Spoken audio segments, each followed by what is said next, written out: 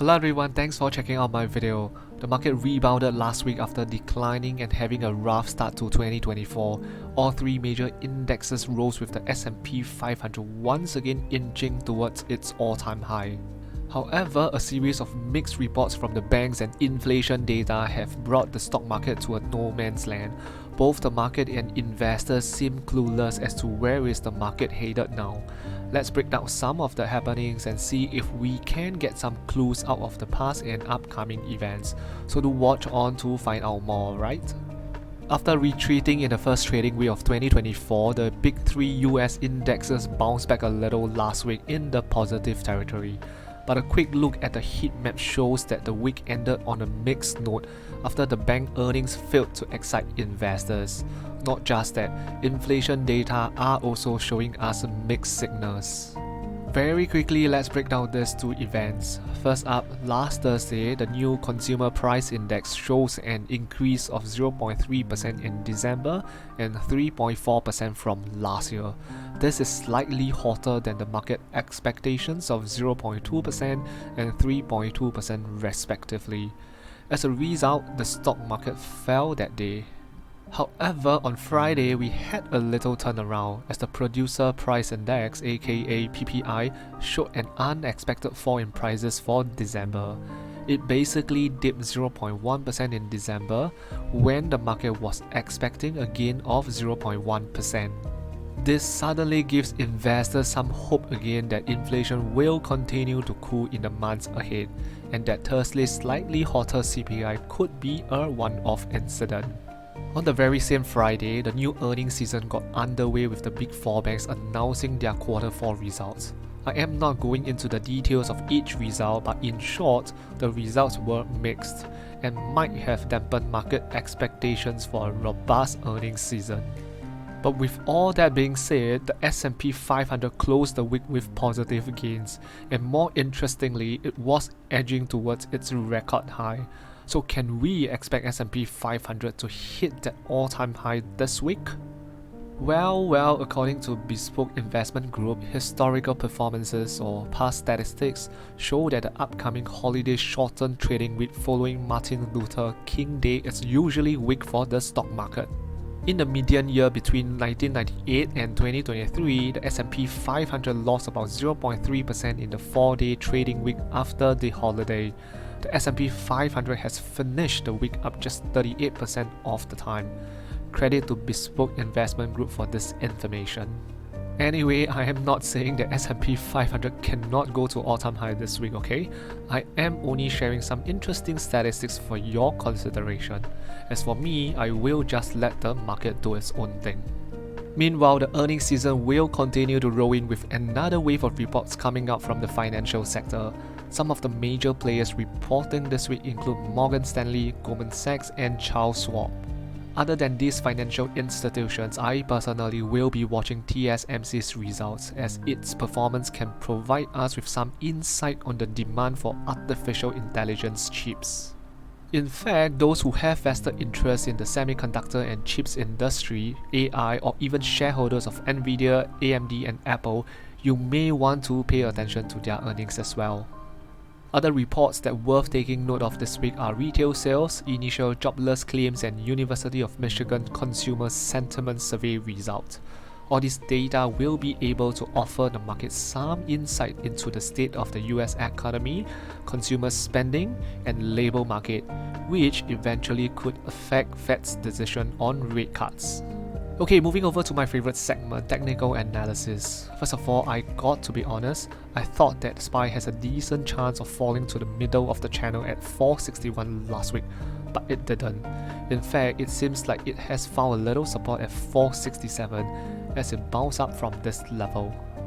At the moment, SPY is looking to test the top end of the uptrend channel again, and because of this, I need to bring back what I have shared previously. That is, whenever SPY hit the top end of the channel in the previous occasions, it fell back down. And here's something interesting, the latest round when SPY gets rejected by the top end of the channel, it only retreats a little bit. That's a bullish sign, as it means that the bulls have regained control quite quickly. But whether the bullish momentum can continue, whether SPY can break out of that channel, it remains to be seen. and the confirmation is quite straightforward. That is, to break out of this uptrend channel convincingly. In this case, we are looking at the level 482, so when SPY can break above this level, the MACD will also likely have a bullish cross, and I think that's when SPY could really fly higher, and SPX could hit all-time high by then. On the other hand, if SPY gets rejected once again by the top end of the channel, watch the mini support level that I mentioned earlier at 467. A rejection at the top would also mean that the RSI will likely curl down, thus forming a bearish RSI divergence. In fact, we had this RSI bearish divergence previously and SPY did drop a little after that, so a similar move could be on the cards. But as shared, when it declined previously, it managed to bounce off 467. Therefore, once again watch for 467 this week. If 467 gets breached, we could then slide down to test 461 or the middle channel line. Either way, if SPY can bounce off 467 or the middle channel line, the bullish momentum is still intact. It is only when both levels get breached, then SPY is turning bearish and has a high chance of heading towards the 50 moving average at 458. Let's now talk about Apple. Apple's movement has turned out to be what has been anticipated in my last video, where I shared that Apple's RSI indicator has not been so oversold for years, as it had only happened 4 times in the last 10 to 11 years. And I specifically mentioned that I was expecting some relief bounce last week, which Apple did. It bounced about 2%. Check out my last video if you haven't. Alright, so what's next? For Apple to continue its uptrend or mini rebound, it needs to reclaim that 187 level. If we can say put about 1 or 2 solid green candles above this level, Apple does stand a chance to fill that gap that ranges from 188 to 192. This is an area where the heavy resistance is, as the top end of the range coincides with the Fibonacci level. On the other hand, if Apple gets rejected at 187 level, that means the market makers were trying to cool off the oversold indicators and will want to bring it down again. On the downside, the first level of support to watch would be 182, but I wouldn't pay too much attention to this level. To me, the important support level lies with the 200 moving average at around 180. In fact, I may give myself a bit more buffer by watching that all-important 61.8 Fibonacci level closely, which is around 178.5. If this level breaks, I think there is a high probability for Apple to flush all the way down to low 170s range.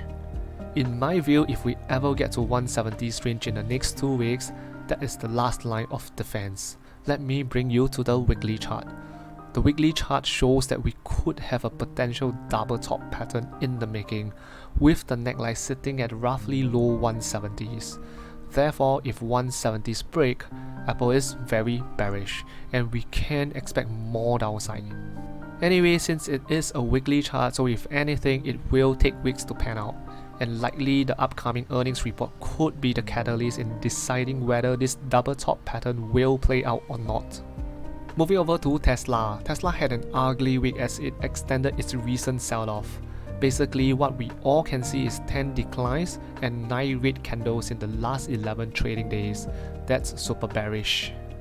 The question now is, will it have a rebound like what Apple did last week? Well, my view is the chance is lower than that of Apple's scenario. As mentioned in my last video, 221 is one important support level to watch, and Tesla has broken below it.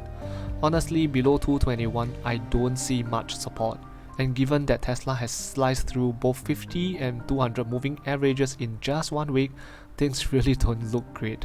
It could easily fall below 210 this week.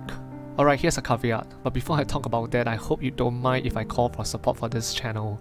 So last week, I received 1 super thanks from this viewer, Eddie. Thanks Eddie for your continuous donations. Meanwhile, for viewers who like my free content, do consider buying me a super thanks, as I hope to hit the minimum cash out amount of 150 Sing dollars or 113 US dollars to get my very first paycheck from YouTube. I am about $100 away from that. Another way of supporting this channel is by simply tapping on the like and subscribe buttons, or share my videos with your friends so that more people can benefit from my free content. I hope. Alright, here's the caveat to the earlier bearish thesis for Tesla. If Tesla can reclaim 221 and stays above it this week, the bearish thesis will be invalidated until 221 gets bridged again. Just to clarify, reclaiming 221 doesn't mean we are out of the woods. It only means Tesla has stopped its rot temporarily. For Tesla to reverse its bearish trend, it needs to reclaim both 50 and 200 moving averages. In other words, to climb above 237. When that happens, it also means Tesla is breaking out of this purple downtrend line again. That's considered quite bullish in my opinion. Just to add on, looking at the weekly chart, I spotted something interesting. There is a potential bullish inverse head and shoulder pattern, and coincidentally, this week's closing seems to be quite crucial. If Tesla cannot hold its current ground, then the bullish pattern will be invalidated. But if Tesla holds its ground, the odds of the inverse head and shoulder will increase. However, I want to emphasize that this is a weekly chart, so even if the bullish pattern ever plays out, it will take weeks. Just like Apple, I believe the upcoming earnings will be the deciding factor. By the way, if the pattern does play out, I think Tesla will minimally hit 270 at least. I will continue to update along the way, so do stay subscribed if you do not want to miss any updates. Meanwhile, back to the daily chart, since the bearish momentum is still very strong, I am not making any trades yet. I am waiting for it to either flush to a super bearish state before I make a bullish trade for its potential rebound. Or, if it doesn't flush further down, I will wait for a confirmation of a reversal in the current downtrend, where Tesla should at least go above the key moving averages. Finally, let's check out Google. Not bad Google, at least you are finally doing something different from your usual norm. Google had a little breakout from this mini downtrend channel, but once again it is sitting at a pivotal area of 140 to 142. This is one tough area that Google has difficulty breaking. Therefore, come this week, it's quite straightforward. If Google can break out of this area, or to be specific, goes above 145, then we can say Google is finally in a different territory, a bullish territory. But if Google gets rejected and falls below 140 again, it means last week was once again a false breakout. And below 140, we have support levels at 139 and 137, but these are not significant levels in terms of bearish thesis, at least to me. It's only when Google starts testing 135 where the Fibonacci level and 50 moving average are, then I will be on alert, because this is also very near to the downtrend channel. What I personally will watch is whether we get a rebound from here. If we do, it's quite bullish because this will be a classic retrace and rebound movement. However, if Google falls back into that downtrend channel, then Google's trend is bearish once again, because once inside the channel, we have a high chance to go below 130. Separately, do keep an eye on the RSI indicator. If RSI starts curling down this week, then we will have a bearish RSI divergence. Let's now check out my options trades. Last Friday, 19 December, I had two option contracts that expired. The first one was this cash secure put on Tesla with a strike price of 205. The contract was sold on 8 December. This trade is quite interesting and I think it's worth sharing a bit more. So what happened was, back then I saw that Tesla was moving sideways, and by now you should learn that sideways movement is good for option sellers. Therefore, I quickly seized the opportunity to sell this put contract. Okay, but that said, I was wary. In fact, I acknowledged in my video that the biggest threat for this trade was January's announcement of delivery numbers by Tesla, which could swing the stock wildly, and the swing may not be in my favor. So to counter that, I selected a strike price with multiple decent support levels above it. Guess what? Tesla really fell from 240's range to 210's range after it announced its delivery number. But because I gave myself enough buffer, the strike price of 205 wasn't breached. And with time decay setting in, my contract expired worthless last Friday and I got to keep the full premium without taking further action. Okay, reason why I'm sharing this is to let viewers know that when you sell an option contract, be mindful of the upcoming events that can move the stock wildly. Not just that, factor in the possibility that a wild movement could go against you. From there, choose your desired strike price, and if possible, use some technical analysis. Anyway, more information about this trade can be found in the video link at the top. The next contract that also expired worthless was this cash secured put on Google with a strike price of 125 sold on 6 December. I think by now you would have heard countless times that Google has been moving in the predictable consolidation range between 127 to 139 for more than half a year, with only a few occasions where it moved out of this range. Therefore, the thought process behind this trade was simple. Google bounced off the bottom of the consolidation range that I just mentioned. I saw the opportunity and went in with a strike price that is below the range. Well, a more detailed explanation of this trade can be found in the same video that I talked about the earlier Tesla's cash secure put. Lastly, just a quick update of these two cash secure puts on Apple. If you recall, in my last video, I shared that Apple was super oversold and I quickly sold two put contracts in anticipation for a bounce. The contracts were red when I showed you in my last video, but right now they are sitting in the green zone as Apple rebounded a modest 2% last week. Okay, the message that I would like to bring across is, it is completely normal for your trades to turn red right after you sold a put or a call contract, because there is no way you can pick the absolute bottom or top of a share price. Therefore, if possible, use TA in your trade, stick to your plan, and let time decay do its job. Your trades will likely turn green in no time, but of course there are scenarios where the trades don't go in your way.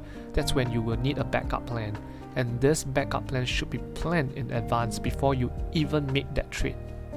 I will definitely share more of such trades if there is any that moves against me. Therefore, do stay subscribed to my channel so you don't miss any update. In fact, for long-term viewers of this channel, you would know that I do have one trade that is working against me right now, which is Google's covered call. There's no hiding of my pro trades, okay? Anyway, I am not gonna go into the details as I have shared this trade countless times. Again, stay subscribed if you don't want to miss out on any updates, and give this video a like if you like my free content. Alright, some end thoughts from me. It was nice to see a little rebound last week after the stock market struggled at the start of 2024. But like I always said, when the market gets to a very oversold level, a technical rebound is always expected. Therefore, the question that we should ask is whether the technical rebound is there to cool off the oversold indicators before the market goes lower, or is it a start of a reversal in trend? This is when technical analysis comes into picture, at least in my opinion. The S&P 500 needs to break above key resistance level to show that the pullback at the start of 2024 was merely a short break or hangover from 2023's bull party. I will not go into the details here as I have covered it in the earlier technical analysis segment. As for the macro environment, as mentioned right from the start of this video, the various reports and data are showing mixed signals. But that said, in the near term, say the next couple of months, the Federal Reserve's monetary policy, especially the interest rates trajectory, remains one of the main factors that will set where stock prices are, followed by earnings from companies. Okay, let's first talk about interest rates. I am actually a little low-key concerned about the market expectations versus the Fed's actual rate cut decision. A look at this table from CME Fed Watch tool shows that the market is expecting almost a rate cut from each and every FOMC meeting this year from March to December. That's like about 6 to 7 cuts, and if I could recall, the Fed only signaled about 3 cuts this year, so the expectation is like double of that Fed signal. Therefore, if we have a sell-off in any of the FOMC meetings, I wouldn't say it's Jerome Powell, it's the party pooper. It's the market that created its own hype, priced in too many rate cuts, and then spoils its own party later on. But here's the saving grace. Some of the rate cut probabilities have dropped a little after last week's mixed inflation reports. So, if the market can continue to adjust its expectations and minimize the gap between their own wish versus Fed's actual decision, then we may not have a rug pull or a rough sell-off. Therefore, if possible, do follow the market expectations closely. The other factor that will greatly affect the stock market in the next 2 months or so would be how much profit companies are making. Analysts are expecting the S&P 500 to deliver a second straight quarter of growth after companies' earnings faded back in early 2023 due to high inflation and high interest rate environment. Therefore, if earnings disappoint, do be prepared for some sell-off, especially the big tech companies which had a massive run-up amid the AI boom. Okay, as mentioned at the start of the video, the market looks a little clueless now with various mixed signals and reports, but I think things should get clearer probably somewhere in early February, where we would have seen the first FOMC meeting of the year and most big tech companies would have reported their earnings. However, before we get a clearer indication of the market direction, expect high volatility because that is the period where market may adjust their expectations against Powell's speech, as well as re-evaluating companies' earnings and valuations. All being said, I am generally still leaning towards bullish for the stock market this year. Just that I thought the biggest takeaway of last year would be we must always be prepared for any environment and that the stock market can always move in a complete opposite direction from what the majority expects. Alright, that's about it. If you found my content useful, do help to grow my channel by tapping on the like and subscribe buttons. I will see you again next week. Thank you.